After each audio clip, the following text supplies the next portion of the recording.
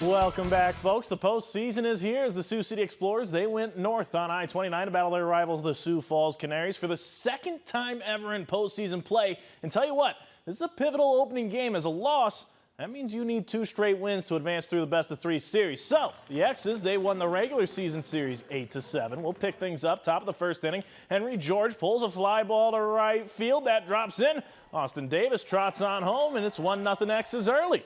We'll stay in the first inning. Deshaun Knowles puts a charge into this one. Watch this. This is going to take a wicked bounce off the wall out there.